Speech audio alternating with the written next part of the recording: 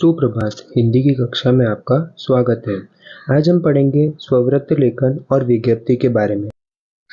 सबसे पहले देखते हैं स्ववृत्त लेखन के बारे में।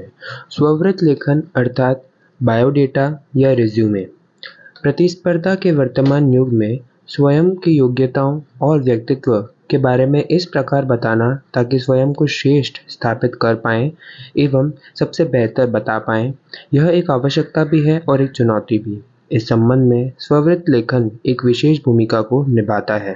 एक अच्छा स्ववृत्त सबको अपनी ओर आकर्षित करता है। यदि हम स्ववृत्त का अर्थ जानने के प्रयास करें तो स्ववृत्त दो छोटे शब्दों से मिलकर बना है। स्व का अर्थ होता है स्वयं तथा वृत्त का अर्थ होता है घेरना, अर्थात स्वयं को या अपनी जानकारियों को अपने आसपास घेरना या फिर उसका एक घेरा बनाना। अपने निजी जीवन एवं व्यक्तित्व से संबंधित महत्वपूर्ण एवं उपयोगी सूचनाएं देना ही स्ववृत्ति कहलाता है।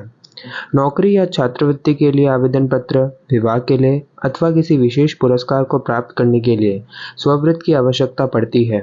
स्ववृत्त लिखते समय निम्न बातों का ध्यान रखना अति आवश्यक होता है। पहला, स्ववृत्त के अंदर आता है आपका नाम। आपको आपके नाम को साफ अक्षरों में अपना पूरा नाम लिखना है। दूसरा आता है आपकी जन्म तिथि। कई बार कोई कार्यों के लिए आयु की एक निश्चित सीमा होती है और उस वजह से आपको अपनी जन्म तिथि लिखने की आवश्यकता पड़ती है। तीसरा आता है माता पिता का नाम। यदि आवश्यक हो तो माता या पिता का नाम लिखना भी ज़रूरी होता है। चौथा है स्थायी संपर्क या पता। माता पिता का नाम यदि ना पूछा जाए तो जन्म तिथि के तुरंत बाद आप अपना स्थायी पता या संपर्क लिखते हैं। फिर आता है शैक्षणिक योग्यता। फिर आती है शैक्षणिक योग्यता। इसमें senior secondary, inter, BSc, MSc, PhD आदि के बारे में बताया जाता है, या आपने क्या शिक्षा या शैक्षिक पद्धति को प्राप्त कर रखा है उसके बारे में बताया जाता है, अर्थात आपकी डिग्री। छठा आता है अनुभवी संबंधी सूचना।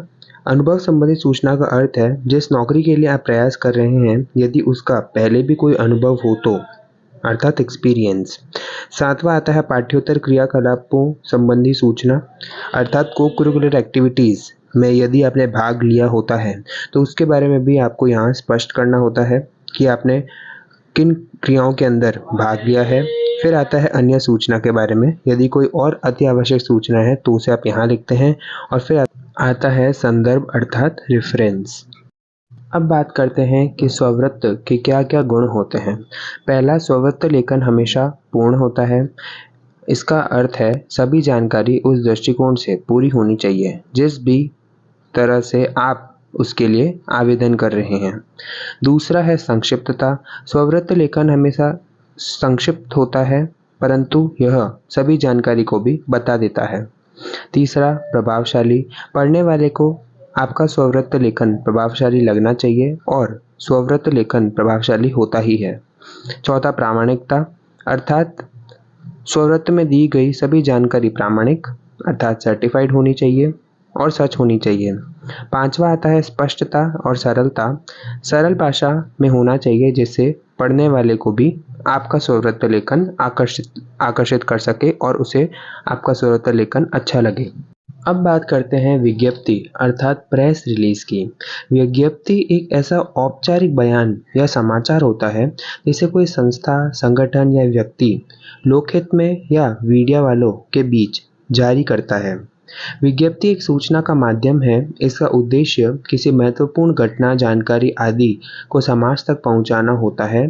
साथ ही कोई नए उत्पादन की लॉन्चिंग अगर हुई है तो उसके बारे में भी समाज तक पहुंचाना होता है। अब हम बात करते हैं कि आखिर विज्ञप्ति की क्या क्या विशेषताएं हैं। पहला, विषय वस्तु की स्पष्टता। विज्ञप्ति में दिए गए विषय या कोई नई वस्तु जिसकी लॉन्चिंग हुई है उसकी स्पष्टता होती है। इससे पाठक या मीडिया को समझने में आसानी होती है कि विज्ञप्ति किस बारे में है। दूसरा, समाचारात्मक भाषा का ही प्रयोग होना चाहिए जिससे पता चले कि आप एक समाचार प्रस्तुत कर रहे हैं। तीसरा, पहले 1-2 अनुच्छेदों में अर्थात पहले के 1-2 पैराग्राफ में आपको 5 प्रश्नों के जवाब तथा एक और अन्य प्रश्न का जवाब देना होता है।